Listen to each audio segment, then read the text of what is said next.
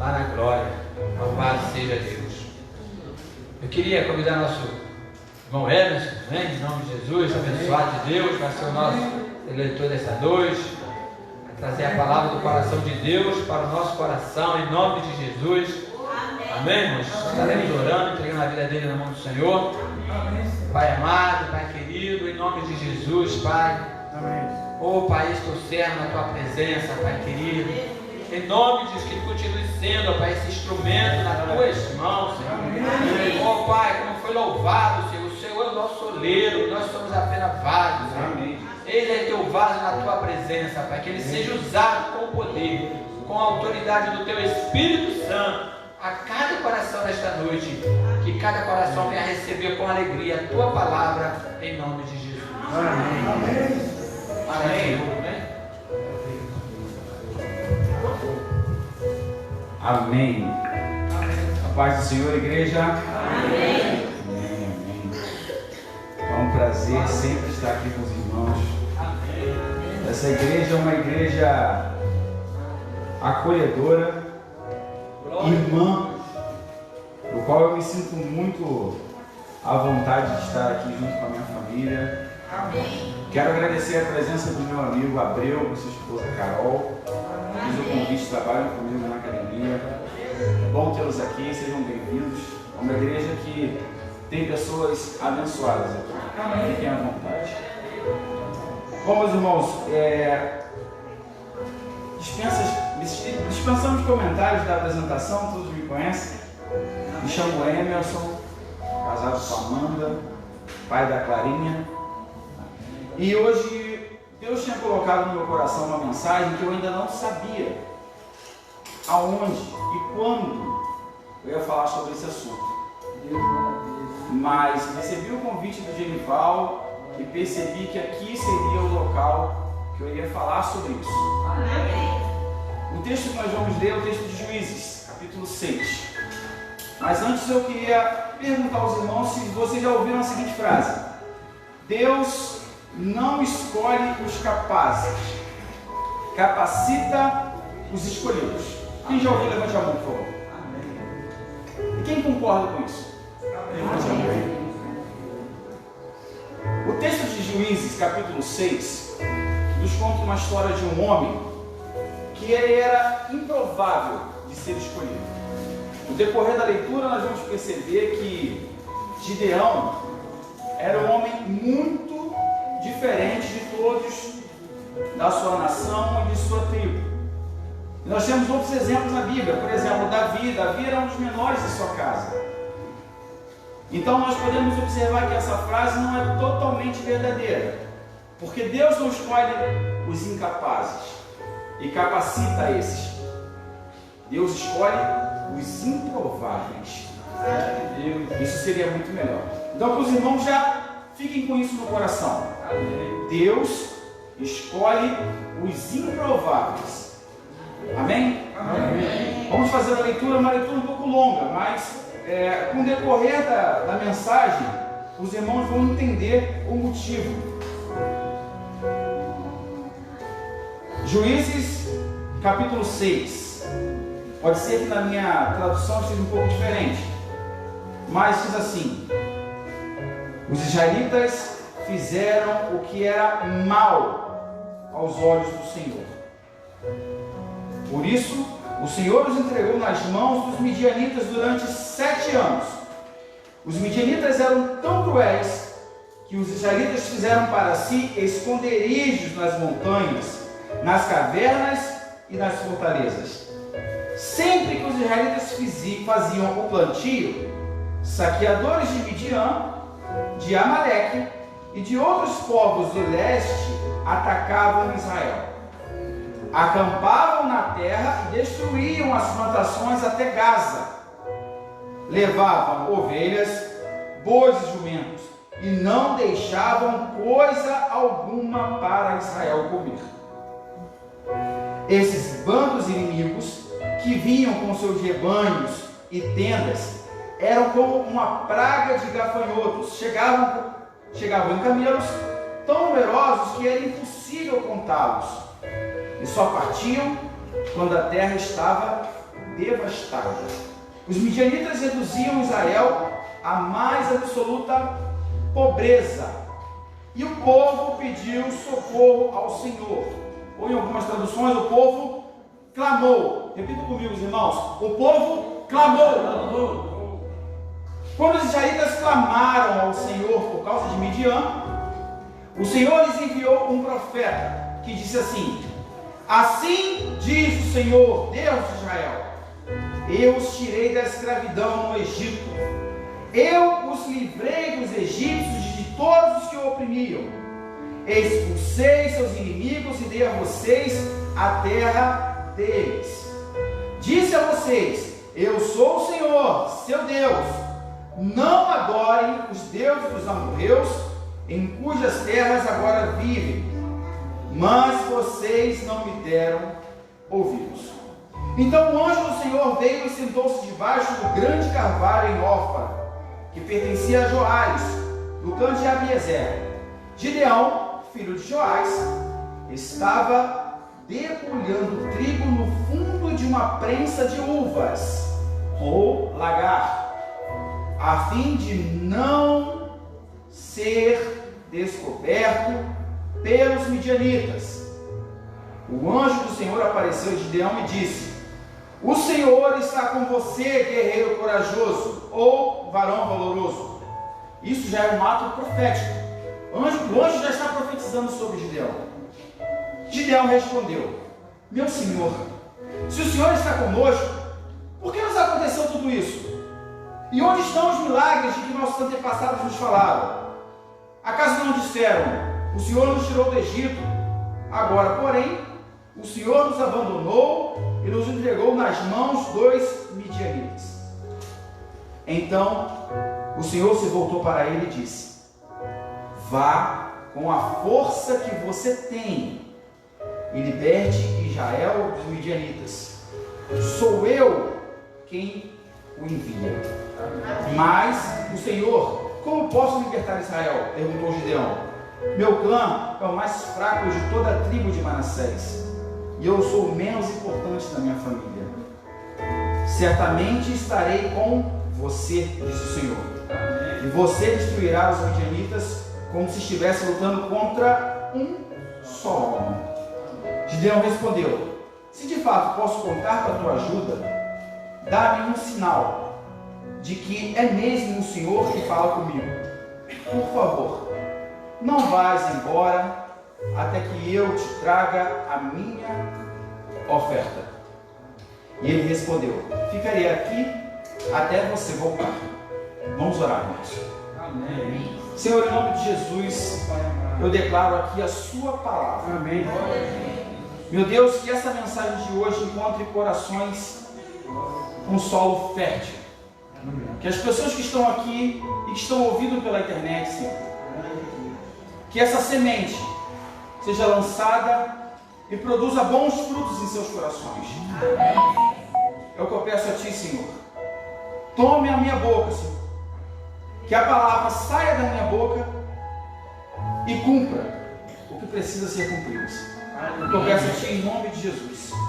Amém. Glória a Deus. Então, como eu havia falado, existe essa frase que diz: Deus não escolhe os capazes, mas capacita os escolhidos. Vimos aqui, Gideão de cara já diz que é o menor de sua casa. Mas precisamos entender todo o contexto dessa história, de por que Gideão estava num lugar inapropriado para fazer aquele tipo de serviço, mas era um dos únicos homens da nação, principalmente da sua tribo de Manassés, que estava trabalhando. A juíza que antecedeu Gideão, a juíza Débora, havia deixado o povo, e o povo permaneceu com 40 anos de paz. Mas o texto é bem claro. O texto nos mostra que os israelitas fizeram o que era mal aos olhos do Senhor. Por muitas vezes nós vemos no texto sagrado, no Antigo Testamento, o povo se desviava da adoração verdadeira. Débora havia deixado tudo como Deus havia ordenado a Moisés. Mas o povo havia se desviado do que era certo, do que era correto. Havia erigido altares a deuses de outras nações. E por 7 anos, Deus se retira do povo e deixa a nação sozinha. Quando vimos e entendemos o contexto, vemos que o povo de Midian e outros 2 povos saqueavam. Eles roubavam tudo que a nação plantava. Deus, ele se afasta desse povo devido à idolatria, devido à sua depravação moral, a mistura de nacionalidades, havia com que o povo perdesse a sua identidade. E isso era horrível aos olhos de Deus. Deus queria que o seu povo permanecesse puro e fiel. Houve-se a necessidade de levantar-se um novo juiz. Mas, dentro desses 7 anos que Deus retirou a sua poderosa mão do povo, o povo pereceu. O texto nos mostra que o povo estava com tanto medo, que eles começaram a se esconder. Cavernas, tendas escondidas. Então tudo o que eles precisavam fazer era escondido. Porque imaginem, irmãos, vocês estavam passando por necessidades, estão passando por dificuldades, e tudo o que você faz, tudo o que você produz é saqueado e destruído pelo inimigo. O terror toma conta do povo. A partir daí, esse povo amedrontado, ele só procura se esconder. Quando nós começamos a ler o texto, nós vimos que o povo passou a compreender e lembrou o que haveria de se fazer. Eles deveriam clamar ao Senhor. Aleluia. O texto de Jeremias, o profeta nos diz o seguinte: clama a mim e eu te responderei. Então o povo prontamente clamou ao Senhor. Deus é tão misericordioso,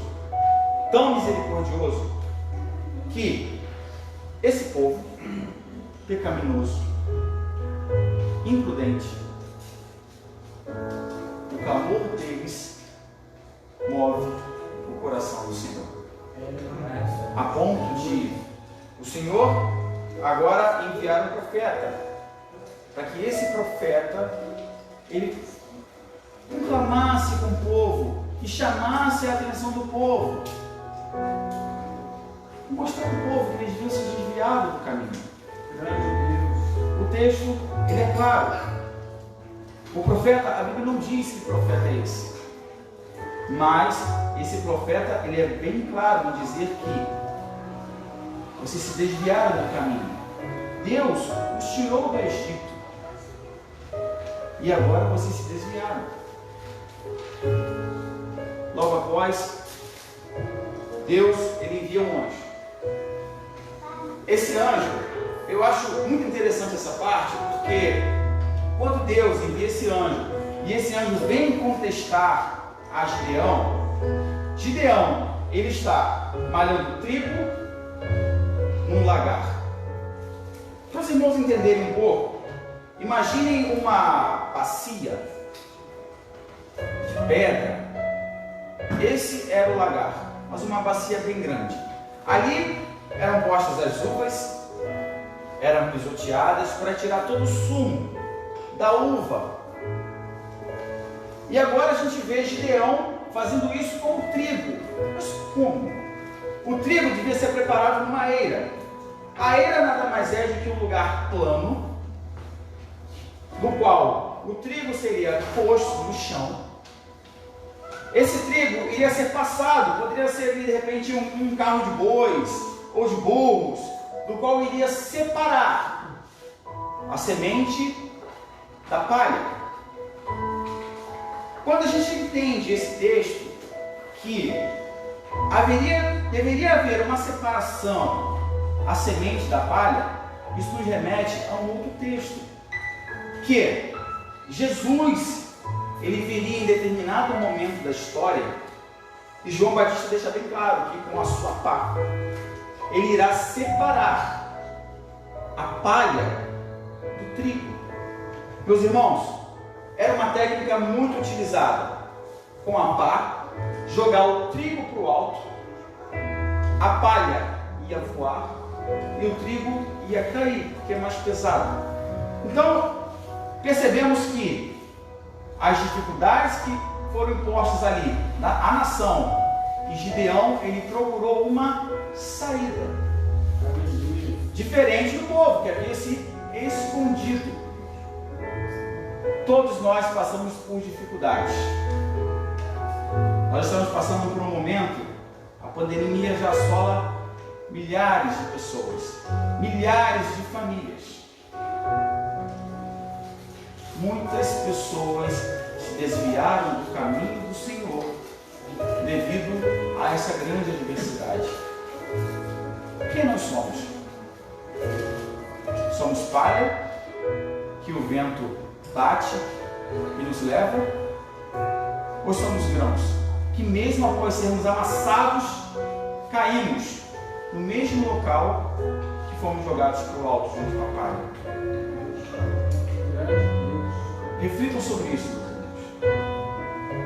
Precisamos, apesar de todas as dificuldades e adversidades, nos mantermos firmes e fiéis ao Senhor. Sejamos todos nós como grãos, não como palhas. Amém? Amém. Amém. A estratégia de Gideão, ali, ele estava num lugar impróprio para não ser descoberto. Percebemos, irmãos, que Gideão, ele tinha uma personalidade um pouco diferente, porque o anjo do Senhor diz assim para ele, Gideão, filho de Joás, no versículo 11, estava debulhando o trigo no fundo de uma prensa de uvas, a fim de não ser descoberto pelos midianitas, para não ser roubado. E o anjo do Senhor apareceu a Gideão e disse, o Senhor está com você. No versículo 12, deixa bem claro, o Senhor está com você. Repitam comigo, irmãos. O anjo disse ao Gideão, o Senhor está com você. O primeiro questionamento de Gideão foi, meu Senhor, se o Senhor está conosco. Bom, Gideão não entendeu o recado. Gideão era um homem diferenciado da sua tribo, a tribo de Manassés, e o menor de sua casa. Todo o povo se escondia porque era saqueado. Gideão procurou uma estratégia diferente para fazer o trabalho que tinha que ser feito. E o anjo do Senhor disse, você. E Gideão questionou, conosco. Era uma mensagem individual. Deus havia abandonado a sua nação. Deus havia tirado a sua poderosa mão do povo. Por 7 anos, por isso o povo sofreu. Mas Deus era com Gideão. Gideão não havia entendido a mensagem ainda. Então ele disse, meu Senhor, se o Senhor está conosco, por que nos aconteceu tudo isso? E onde estão os milagres de que nossos antepassados nos falaram? Os milagres que foram feitos no Egito, o mar vermelho se abrindo, as codornizes caindo, o maná, o rio Jordão se abrindo para Josué. Isso não está acontecendo. Deus era com Gideão. O recado que a Bíblia nos dá é o seguinte: momentos de adversidades e dificuldades, procure uma saída, não se esconda. Deus não vai estar ao seu lado se você não se mover. Seja fiel e corajoso, e eu estarei contigo. Amém? Amém. É muito fácil nesse momento de dificuldade que vivemos agora se espantar, querer se esconder. Mas a Bíblia é clara. Quando você se coloca numa posição diferente do que todos os outros estão fazendo, isso é um destaque. É como se Deus olhasse para você e dissesse: esse meu filho aqui é diferente. Ele tem feito coisas que nenhum dos outros faz. Será que eu me posiciono de uma forma diferente aos irmãos da minha congregação? Será que eu me posiciono em algumas situações do dia a dia de uma forma diferente das pessoas lá fora?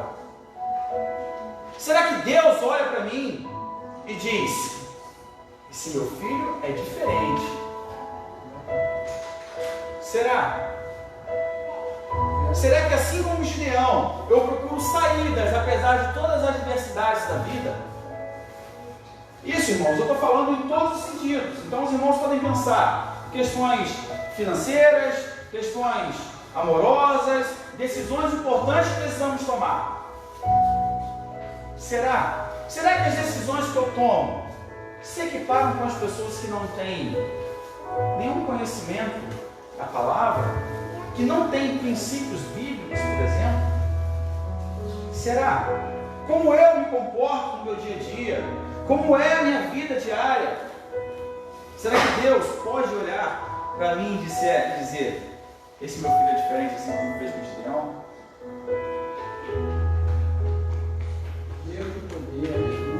Quando Deus faz, o anjo, ele convoca, faz essa convocação a Gideão, Gideão faz alguns questionamentos.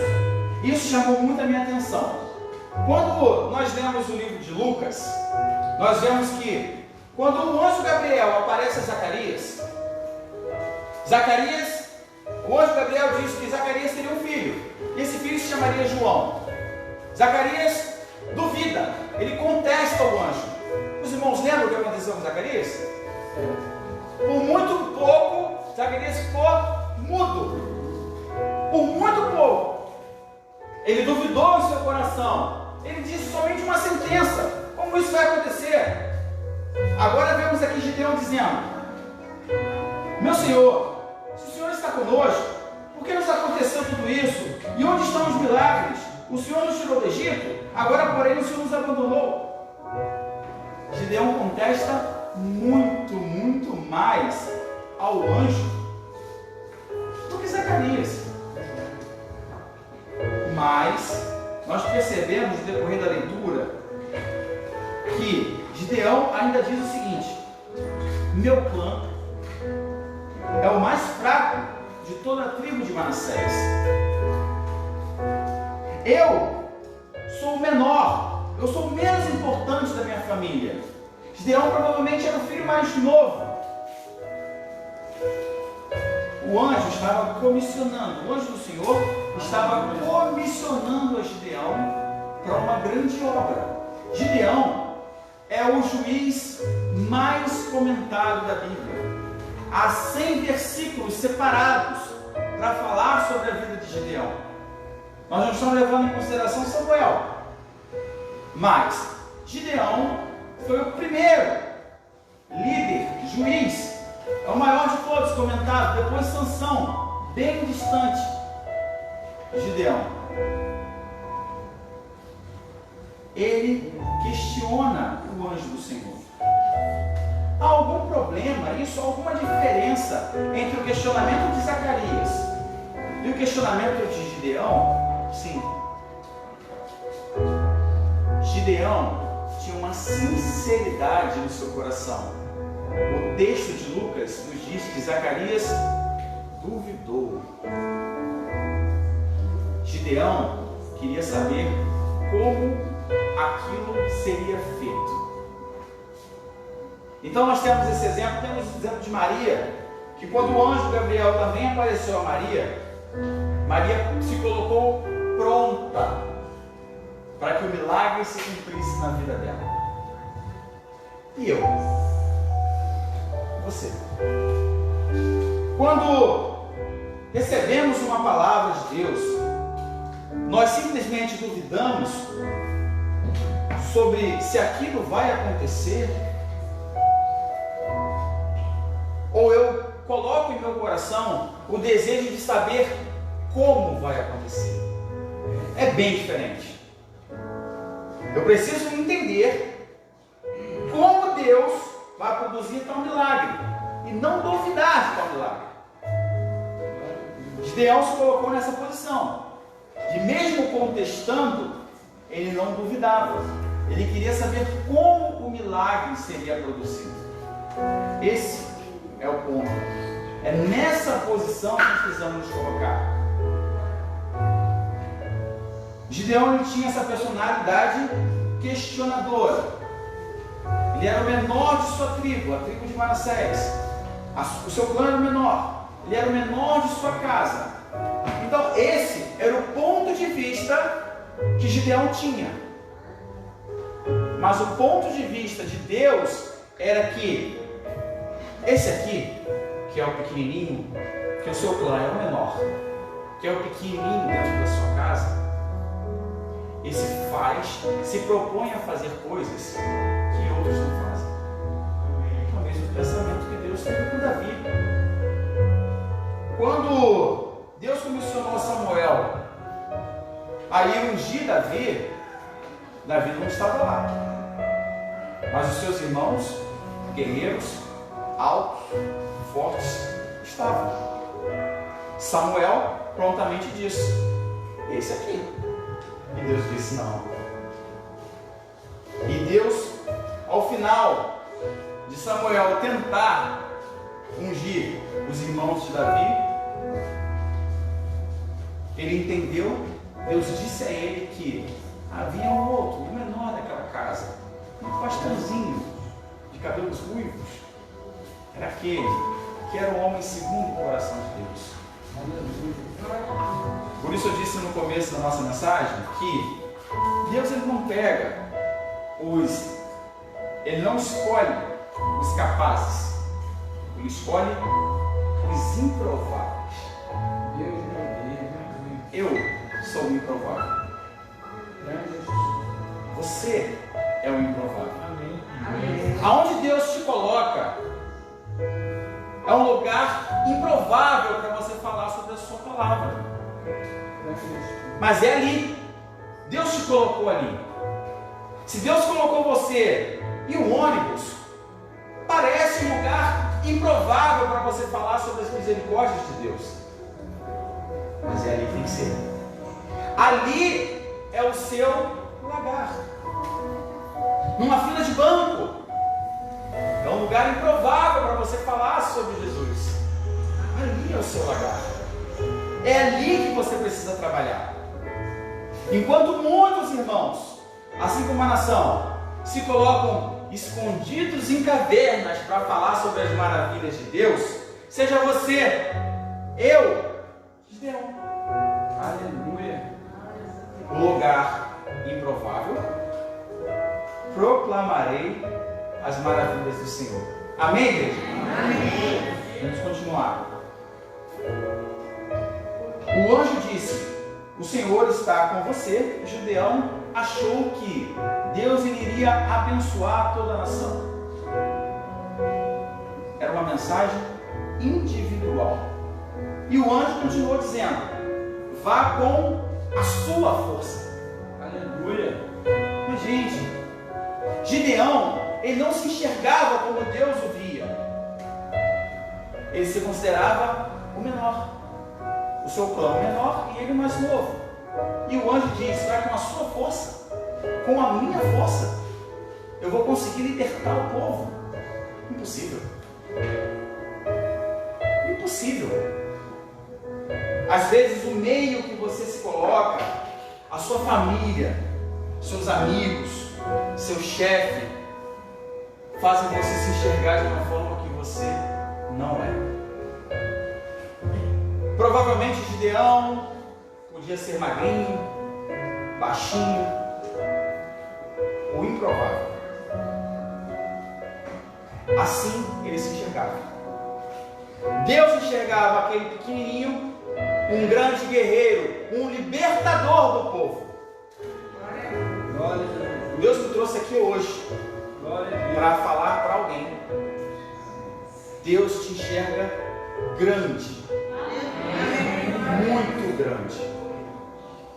Tome posse dessa palavra. Deus te enxerga grande. Esse sofisma, essas ideias de que eu sou pequeno, eu sou fraco, eu não aguento, você aguenta. Deus nunca vai te dar um fardo mais pesado do que você pode suportar. Nunca, nunca. Entenda isso. Por mais que você se enxergue pequeno, como Gideão, Deus te vê grande. Amém? Então Gideão, ele questionava sobre a sua pequenez, dele ser pequeno, o seu clã menor, o menor de sua casa. E o anjo disse: vá com a sua força.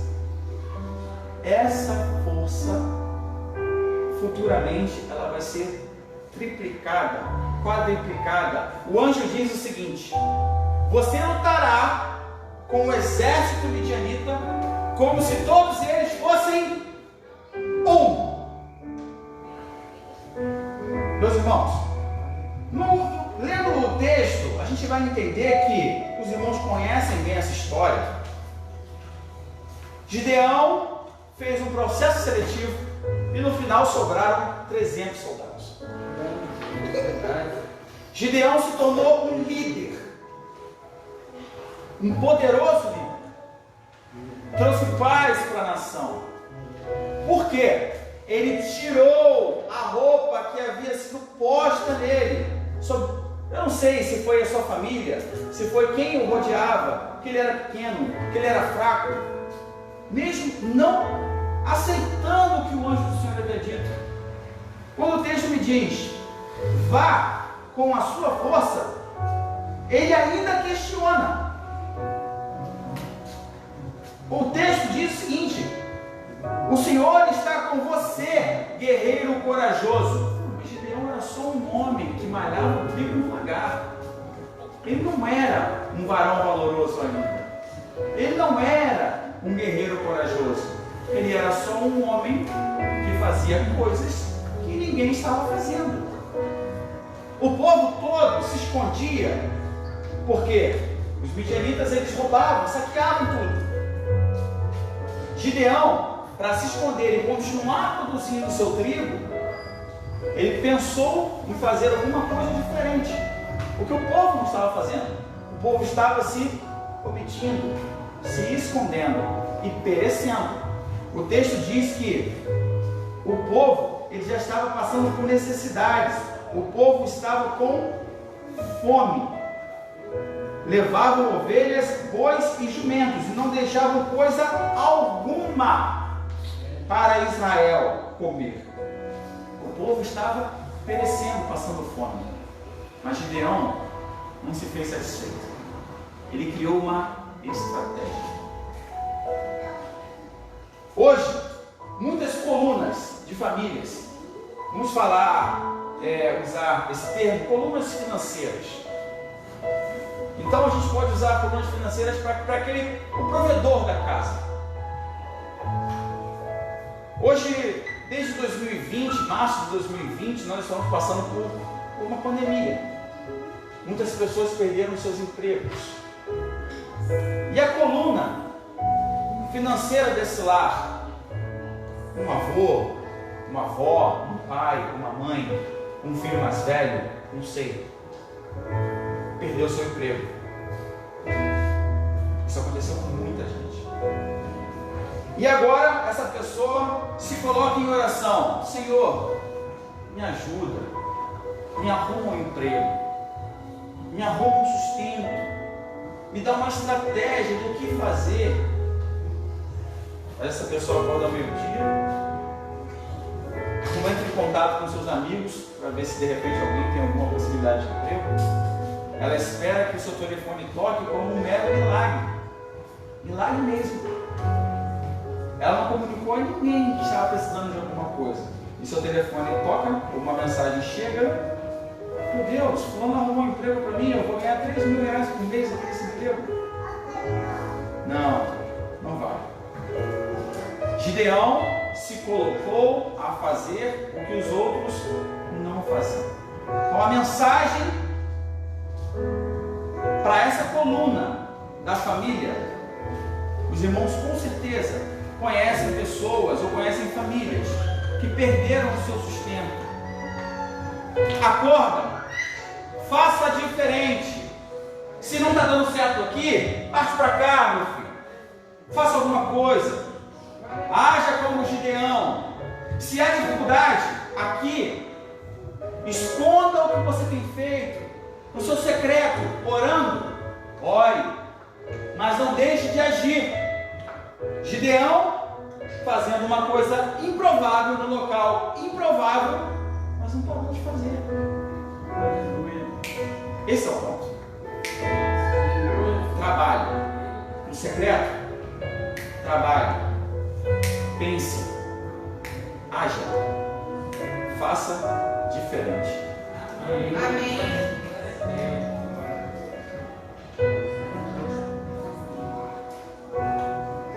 Entendemos que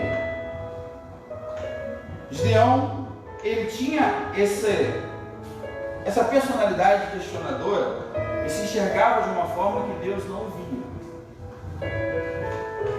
Imediatamente me arremeteu o pensamento a um texto de Romanos 12, 2. A base do texto é o seguinte: que eu permita, que eu deixe que Deus transforme a minha forma de pensar, para que eu possa experimentar qual é boa, perfeita e agradável vontade de Deus. O sistema, o mundo, hoje tem muitas filosofias, né? Nós podemos observar nas novelas, nos filmes, nos telejornais, há um plano maligno de descaracterizar, principalmente começando pela base, pelas crianças. Eu preciso permitir que Deus transforme a minha forma de pensar, para que eu consiga me enxergar como a Bíblia diz que eu sou. A palavra de Deus é o meu norte. Ela me dá uma direção. Infelizmente tem entrado dentro da igreja a condução pelo sistema maligno de Satanás. Ideologias, pensamentos mundanos. Isso tem se infiltrado. Aos poucos isso tem entrado. Precisamos estar atentos a esse tipo de posicionamento. Então que eu e você possamos nos enxergar como Deus nos enxerga, transformando a nossa mente, para que possamos experimentar qual é a boa, perfeita e agradável vontade de Deus. O anjo disse a Gideão: certamente estarei com você, e você destruirá os midianitas como se estivesse lutando contra um só homem. Gideão respondeu: se de fato posso contar com a tua ajuda, dá-me um sinal de que é mesmo o Senhor que fala comigo. Por favor, não vá embora até que eu te traga a minha oferta. Irmãos, imagine comigo, eu não tenho nada na minha casa, nada, zero. Por quê? Eu moro num local de que tudo que eu produzo, ele é roubado. O meu vizinho não tem nada para me dar. Por quê? Tudo que ele produz é roubado. A Bíblia diz que os midianitas vinham como se fossem gafanhotos. Imagina a quantidade de pessoas, de camelos. Eles vinham destruindo tudo que viam pela frente. Gideão decide fazer uma oferta.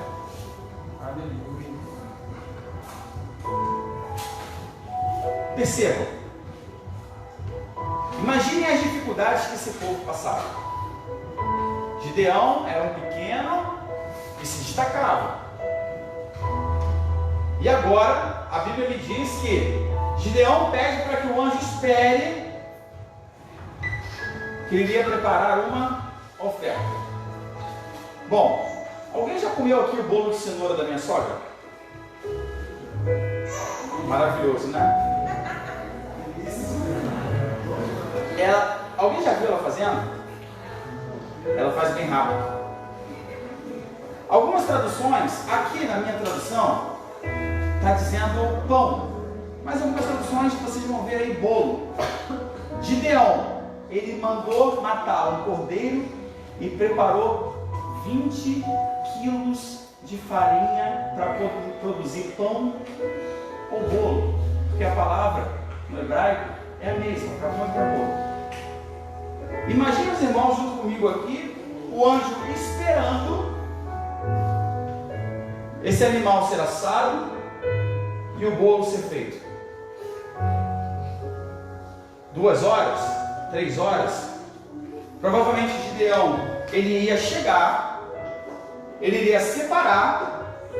A Bíblia diz, alguns textos aqui, pode ser que esteja aí no 19, 20 litros, ou pode ser quilos, ou 1 efa, que é uma medida bem grande. Quantos pães poderiam ter sido produzidos com 20 quilos de farinha? Muita coisa. Um cabrito inteiro. Gideão se colocou à disposição do anjo do Senhor a dar uma coisa que era escassa.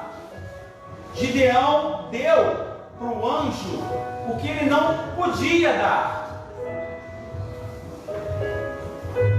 O começo do texto nos diz que o povo estava perecendo, passando fome. Meus irmãos, eu preciso ter a mesma fé que Gideão. Aleluia. Eu preciso ter a mesma devoção que Gideão. A partir do momento que ele entendeu a mensagem do anjo, ele disse: Senhor, espere aqui, vou preparar uma oferta. Vou preparar uma oferta. Chegando em casa, ele já diz: foi depressa separar, ele cozinhou um cabrito e separou cerca de 20 litros de farinha, preparou pães sem fermentos. Nós, por muitas vezes, Deus nos pede determinadas coisas, nós não temos coragem de fazer. Por exemplo, a Bíblia é clara quando diz assim: ide e pregai as boas novas. Eu tenho falado do reino de Deus para alguém.